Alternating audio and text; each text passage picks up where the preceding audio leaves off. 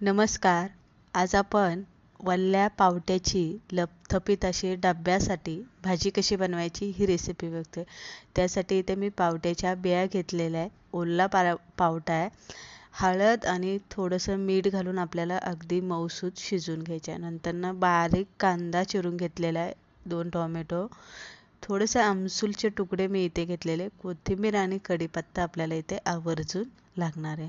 कढईमध्ये आपण 3 किंवा 4 पळ्या तेल घालायचे आहे. थोडीशी आपल्याला चमचमीत बनवायची आहे, म्हणून इथे तेलाचा वापर थोडासा मी 1 पळीभर जास्त केलेला आहे. त्यानंतर तेल गरम झालं की त्यामध्ये जिरी मोहरी घालून घ्या. जिरी मोहरी तडतडली की कांदा आणि कढीपत्ता यामध्ये घालून घ्या.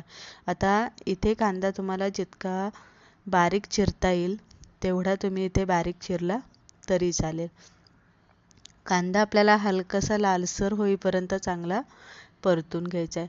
परतून घेतल्याच्या नंतर आपल्याला यामध्ये टोमॅटो घालायचे आहे. आता इथे जर तुम्हाला चिरून घालायचा नसेल टोमॅटो, तर तुम्ही इथे टोमॅटोची ग्रेव्ही करून सुद्धा घालू शकता. पण मी इथे टोमॅटोसुद्धा आपल्याला जितका बारीक चिरता येईल तेवढा बारीक चिरून घ्यायचा. बारीक चिरल्याच्या नंतर आपल्याला यामध्ये घालायचे आहे आमसूलचे तुकडे. अगदी 3-4 तुम्ही छोटे छोटे आमसूलचे तुकडे घातल्यामुळे काय होतं, चव चांगली लागते. थोडीशी आंबटसर ह्या भाजीला चव येते, पण खायला मस्त लागतात.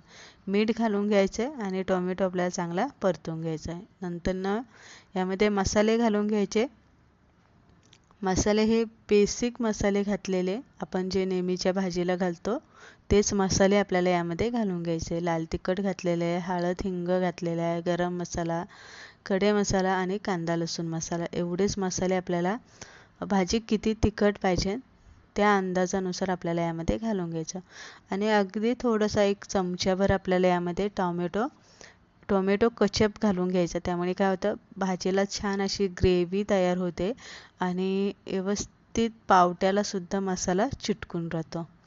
सगळ्यात शेवटी इथे बारीक चिरलेली कोथिंबीर घालून घ्यायची आणि हे सगळं चांगलं हलवून घ्यायचं. आणि नंतर यामध्ये आपल्याला थोडं 2 पळ्या एवढं आपल्याला पाणी घालून घ्यायचं. पाणी हे सगळं घालून घेतल्याच्या नंतर परत एकदा हलवून घ्या आणि झाकण ठेवून जोपर्यंत याला चांगलं तेल सुटत नाही, पाणी पूर्ण आटलं जात नाही, तोपर्यंत आपल्याला हे बारीक गॅसवरती चांगलं शिजवून घ्यायचं. अगदी 5-6 मिनटं लागतात, पण चांगलं शिजवून घ्यायचं. तर इथे बघू शकताय छान असं तेल जे आहे ते सुकलं गेलेलं, पाणी सुकलं गेलेलं आहे, तेल चांगलं सुटलेलं आहे आणि छान अशी एक ग्रेव्ही तयार झालेली आहे. आता चमच्याने आपल्याला हे परत थोडंसं चांगलं असं हटवून घ्यायचं आणि मॅच करायचं, म्हणजे टोमॅटो कांदा व्यवस्थित बारीक झाला पाहिजे. आणि त्यानंतर यामध्ये आपण जे शिजून घेतलेला पावटा आहे तो पावटा आपल्याला यामध्ये घालून घ्यायचा. आता पावटा शिजवताना पण आपण मीठ घातलं होतं आणि आपण भाजी फोडणी देताना पण त्यामध्ये मीठ घातलेले, म्हणजे आपल्याला इथे मीठ अजिबात घालायचं नाही. अगदी थोडंसं पाणी आपल्याला यामध्ये परत घालून घ्यायचे. जास्त पाणी घालू नका, नाही तर पातळ होईल आणि मग पाणी आटवायला फार वेळ लागेल. कारण भाजी आपल्याला अशी पातळ नाही करायची, तर लपथपीत अशी करून घ्यायची.